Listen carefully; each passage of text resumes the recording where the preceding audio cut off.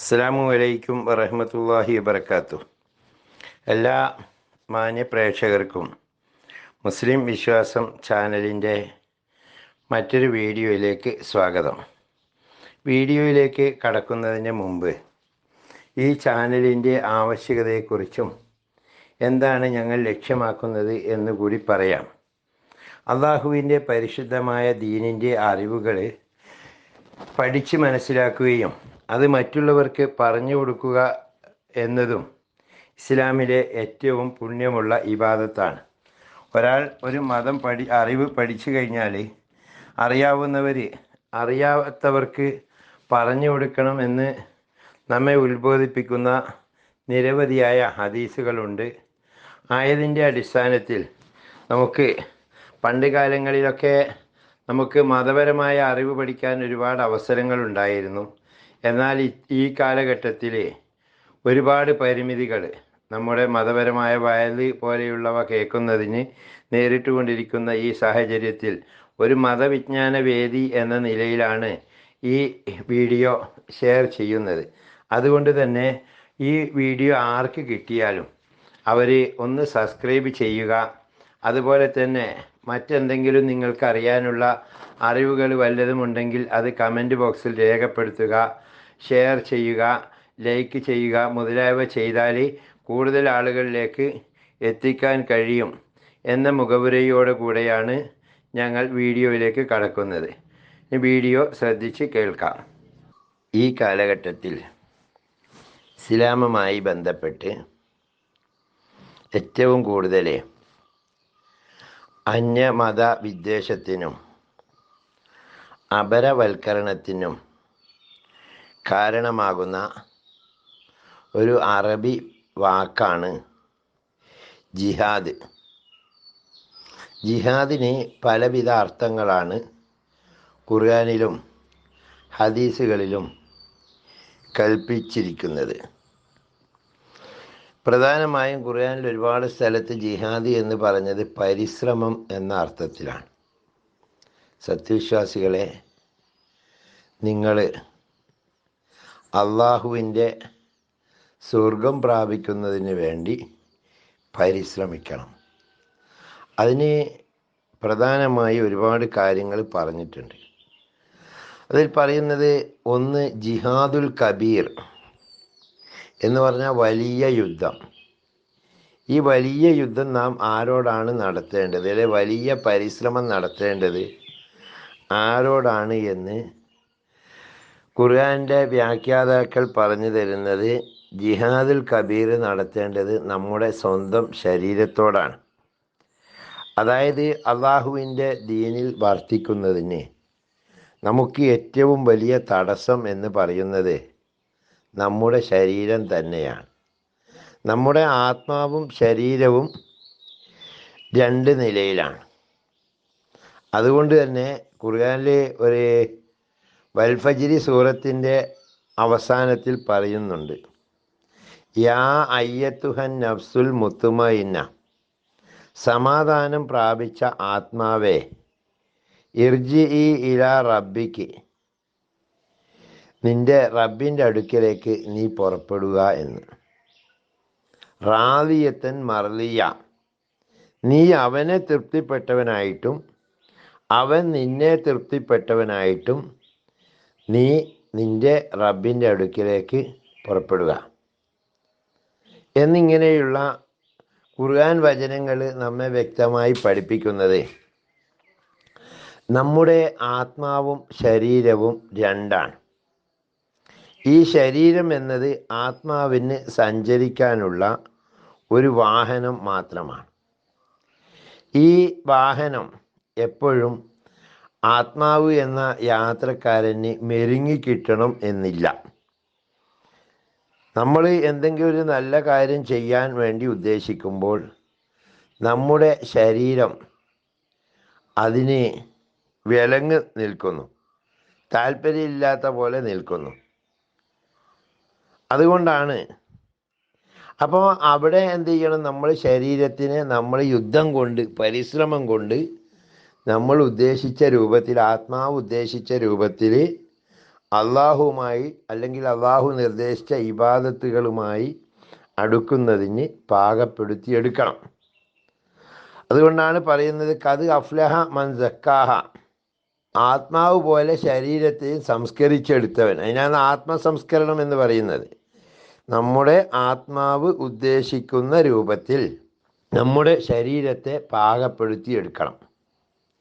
അങ്ങനെയുള്ളവർക്കാണ് വിജയമെന്ന് പറയുന്നത്.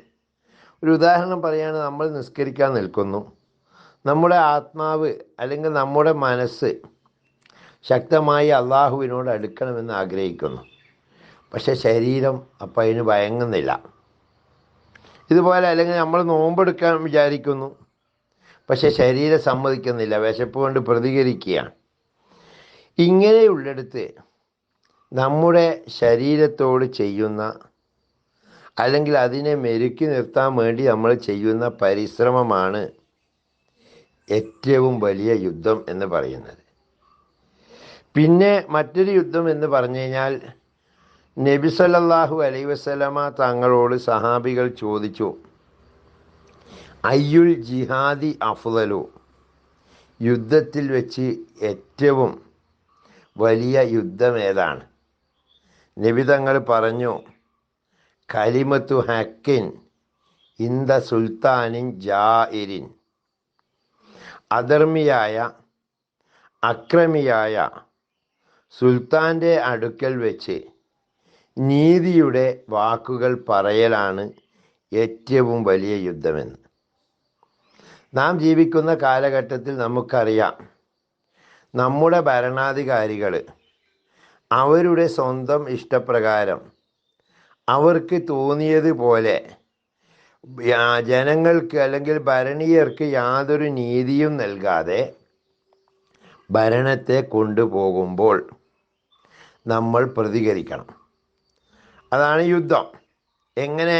നമ്മൾ വാളും എടുത്തിട്ട് അവരെ വെട്ടാൻ പോക്കല്ല. കലിമത്തു ഹക്കിൻ, അവരോട് നീതിയുടെ വാക്കുകൾ നമ്മൾ പറയണം. നിങ്ങൾ ചെയ്യുന്ന തെറ്റാണ്, ഇത് അധർമ്മമാണ്, ഇത് ചെയ്യാൻ പാടില്ലാത്തതാണ് എന്ന് പറയൽ ാണ് ഏറ്റവും വലിയ ഈമാനിലെ ഏറ്റവും വലിയ യുദ്ധം. അതിനാണ് യുദ്ധം എന്ന് പറയുന്നത്. അല്ലാതെ വാളും എടുത്തിട്ടോ തോക്കും എടുത്തിട്ടോ ഇറങ്ങുന്നതിനല്ല യുദ്ധം എന്ന് പറയുന്നത്.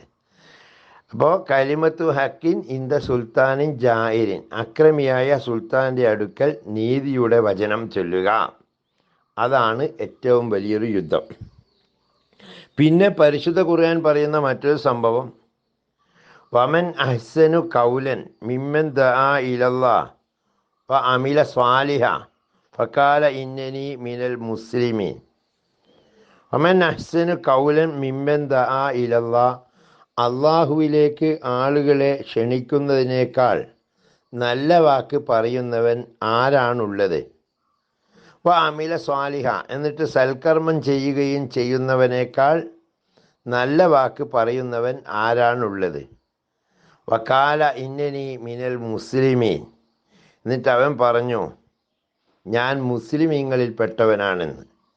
ഇങ്ങനെ പറയാൻ കഴിയുന്ന ആളുകളാണ് യഥാർത്ഥ മുജാഹിദുകൾ, യുദ്ധം ചെയ്യുന്നവർ. അല്ലാതെ നമ്മുടെ നാട്ടിൽ ചില ആൾക്കാരുണ്ട്, ഞങ്ങളാണ് മുജാഹിദുകൾ. മുജാഹിദ് എന്നുള്ള വാക്കിനെ വെറുക്കപ്പെടാൻ കാരണം ഈ ഒരൊറ്റ ഇവരുടെ പ്രയോഗം, ഇവരുടെ ജീവിത ശൈലിയും കണ്ടിട്ടാണ്.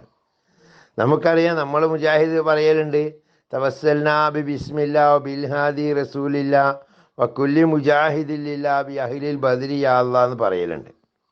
ഇവിടെയുള്ള മുജാഹിദുകൾ ആരാ? അസ്ഹാബുൽ ബദ്റാണ്. ഈ അസ്ഹാബുൽ ബദ്റിനെ പറ്റിയാണ് നമ്മൾ മുജാഹിദുകൾ എന്ന് പറഞ്ഞു വന്നത്. പക്ഷെ ആ പേര് എന്ത് ചെയ്തെന്നറിയോ? ഇവരങ്ങ് റാഞ്ചി എടുത്തു കൊണ്ടുപോയി. ഒരു സലഫികൾ എന്ന് പറയുന്ന ഒരു വിഭാഗം. ഈ സലഫികൾ എന്ന് പറയുന്ന അവരെക്കുറിച്ച് ഞാൻ മറ്റൊരു വീഡിയോ ചെയ്യുന്നുണ്ട്. ഇവർ ഇസ്ലാമിൻ്റെ ശത്രുക്കളാണ്, ഒരിക്കലും നമുക്ക് അംഗീകരിക്കാൻ പറ്റുന്നവരല്ല. അവരുടെ ഹിസ്റ്ററിയും ജിയോഗ്രഫിയൊക്കെ മറ്റൊരു വീഡിയോയിൽ പറയാം. എന്തായാലും അവരുടെ ചില പ്രയോഗങ്ങൾ അല്ലെങ്കിൽ സംസാരങ്ങൾ കേൾക്കുമ്പോൾ നമുക്ക് തോന്നും ഇവർ പറയുന്നതല്ലേ ശരി, ആ ഇവർ പറയുന്നതിൽ എന്തൊക്കെയോ കാര്യമുണ്ട്. ഇപ്പം നമ്മൾ വിശ്വസിക്കുന്ന ദീനൊന്നുമല്ല ദീന്. ഞാൻ മുമ്പൊരു വീഡിയോയിൽ പറഞ്ഞിട്ടുണ്ട്, ഇബിലീസ് ഒരു വിഭാഗം ജനങ്ങളുടെ അടുക്കൽ വന്നിട്ട് പറഞ്ഞു, അവരിൽ നിന്ന് മുമ്പ് മരിച്ചുപോയ കുറേ ആളുകളുടെ പേരെടുത്ത് പറഞ്ഞപ്പോൾ ഈ ആളുകൾ കരയാൻ തുടങ്ങി. അപ്പോൾ എന്തിനാ കരയുന്നതെന്ന് ചോദിച്ചപ്പോൾ പറഞ്ഞു, അവർ നമ്മളെ കൂട്ടത്തിൽ ജീവിച്ച വളരെ നല്ല മനുഷ്യന്മാരായിരുന്നു എന്ന് പറയുകയും എന്നാൽ അവരെ ഓർക്കാൻ വേണ്ടി എന്ന രൂപത്തിൽ ഇബ്ലീസ് അവർക്കിടയിൽ ആരാധന പരത്തുകയും ചെയ്ത കഥ മുമ്പ് മറ്റൊരു വീഡിയോയിൽ ഞാൻ പറഞ്ഞിട്ടുണ്ട്. എന്നതുപോലെ നമ്മുടെ ഖുർആനും നാം ഉപയോഗിക്കുന്ന ഹദീസിൻ്റെ കിതാബുകളും മുൻനിർത്തിക്കൊണ്ടാണ് ഈ മുജാഹിദുകൾ എന്ന് നമ്മുടെ കേരളത്തിൽ അറിയപ്പെടുന്ന അബ്ദുൽ വഹാബിൻ്റെ ആളുകൾ, ഇവർ ശരിക്കും വഹാബി എന്ന് മാത്രമേ പറയാൻ ഇവരെ പറ്റി യോഗ്യതയുള്ളൂ. അല്ലാതെ ഇവരെ പറ്റി മുജാഹിദുകളൊന്നും പറയാൻ പാടില്ല. ഇവർ ലോകത്ത് ഇന്നേ വരെ ഒരു തരത്തിലുള്ള യുദ്ധവും നടത്താത്തവരാണ്. കാരണം സ്വന്തം ശരീരത്തോട് യുദ്ധം ചെയ്യാൻ ഇവർ ഒരുക്കമല്ല. ഇവർ സുന്നത്ത് നോമ്പൊക്കെല്ലാം ഓരോരോ കാര്യങ്ങളും പറഞ്ഞുകൊണ്ട് എതിർത്തുകൊണ്ട് അവരെന്ത് ചെയ്യും, അതിനെ നിരുത്സാഹപ്പെടുത്തും. നമ്മുടെ ഓരോ സുന്നത്ത് നോമ്പിൻ്റെ കാര്യമാണെങ്കിൽ. പിന്നെ തറാവി നിസ്കാരം, അതിന് 20 നിസ്കരിക്കുന്ന ഇവർ ശരീരം അനുവദിക്കുന്നില്ല. അപ്പോൾ അവരെന്ത് ചെയ്യും, 8 അല്ല ഇപ്പോൾ 0 ആയി എന്നൊക്കെ പറയുന്ന രൂപത്തിലേക്ക് മാറ്റിമറിക്കും. അപ്പോൾ അതും അവർക്ക് സ്വീകാര്യമല്ല. ചുരുക്കത്തിൽ ശരീരവുമായി ബന്ധപ്പെട്ട് എന്തെങ്കിലുമൊക്കെ പണിയെടുക്കേണ്ട കാര്യങ്ങൾ എവിടെയുണ്ടോ ആ സമയത്ത് ഇവർ പറയും, ശൈത്താൻ പറയും പോലെ, ഇന്നീ ബരിയും മിങ്ക ഇന്നീ അഖാഫുള്ള, ഞാൻ അതിൽ നല്ല ഒഴിവാണേ, എന്നെക്കൊണ്ട് വയ്യേൻ.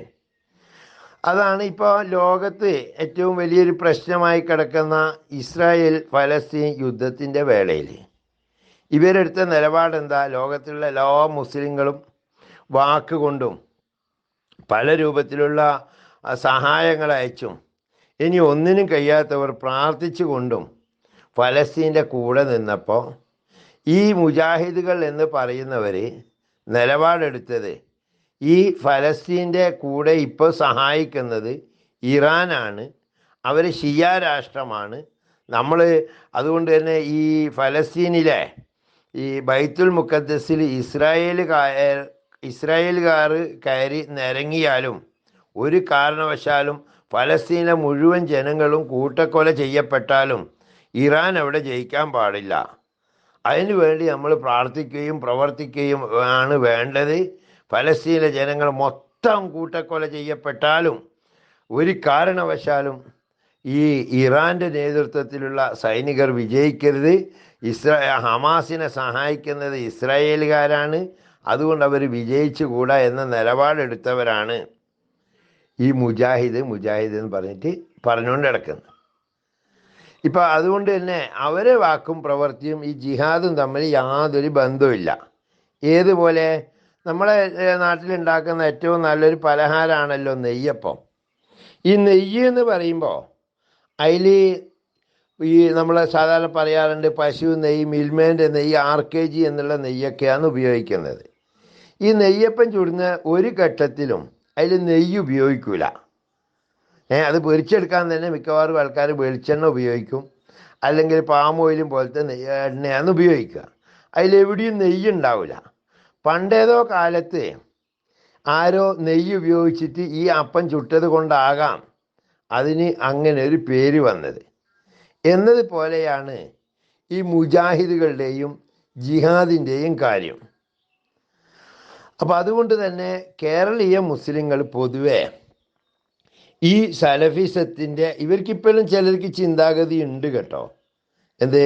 ഈ നബിമാരുടെ ചര്യയാണ് ആട് മേക്കൽ, അതുകൊണ്ട് അവിടത്തേക്ക് പോകണം, സിറിയയിൽ പോയിട്ട് ആട് മേക്കണം, എന്നിട്ട് അവിടുന്ന് ജിഹാദ് നടത്തണം എന്നൊക്കെ വിശ്വസിക്കുന്നവരാണ് സലഫികൾ.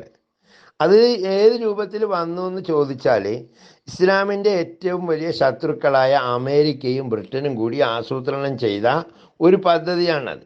പണ്ട് കാലത്ത് ഈ അബ്ദുൽ വഹാബ് എന്ന് പറയുന്ന ഈ സലഫിസത്തിൻ്റെ ആദ്യത്തെ പ്രചാരകനായിരുന്ന ആൾക്ക് അയാൾക്ക് ബ്രിട്ടനാണ് ശമ്പളം കൊടുത്തുകൊണ്ടിരുന്നത്. എന്തിന്? മുസ്ലിങ്ങൾക്കിടയിൽ കുത്തിത്തിരിപ്പ് ഉണ്ടാക്കുന്നതിന് വേണ്ടി.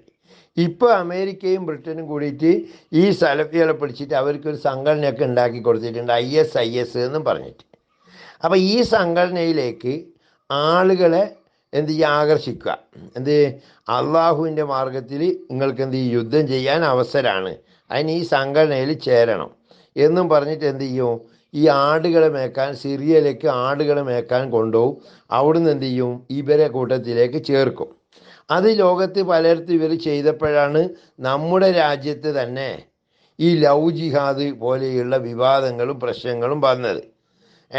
ഇവർക്ക് ഇതിങ്ങനെ ആളെ കൊണ്ടുപോക്ക് എന്ന് പറഞ്ഞാൽ ഇവർ സംഘടനയിൽ ഏതിപ്പം നമ്മുടെ കേരളത്തിൽ ഭീകരവാദവുമായി ബന്ധപ്പെട്ട ഏതൊക്കെ ആളുകളെ പിടിച്ചിട്ടുണ്ടോ അവർക്കെല്ലാം ഈ സലഫിസമായിട്ട് ബന്ധമുണ്ട്. അതുകൊണ്ട് നമ്മൾ ചെയ്യേണ്ടത്, നമ്മുടെ മക്കൾ, നമുക്ക് വേണ്ടപ്പെട്ടവരാരെങ്കിലും ഈ സലഫിസ്റ്റ് ചിന്താഗതിയുമായി അടുക്കുന്നുണ്ടെങ്കിൽ, സാധാരണ ഇപ്പോൾ ചില രക്ഷിതാക്കളൊക്കെ കരുതുന്നതാണ് എൻ്റെ മോൻ നന്നായി, എന്നെപ്പോലെ ബദരീം കളിയും മൊയ്തീശയ്യനൊന്നും വിളിക്കരുതെന്ന് പറഞ്ഞു, ഓൻ അള്ളാനെ വിളിക്കാനെ മാത്രമല്ലേ പോന്നേ എന്ന് തെറ്റിദ്ധരിച്ച് പോകരുത്. അത് വലിയൊരു മറയാണ്. ഭീകരവാദത്തിലേക്കാണ് മക്കൾ പോകുന്നത്.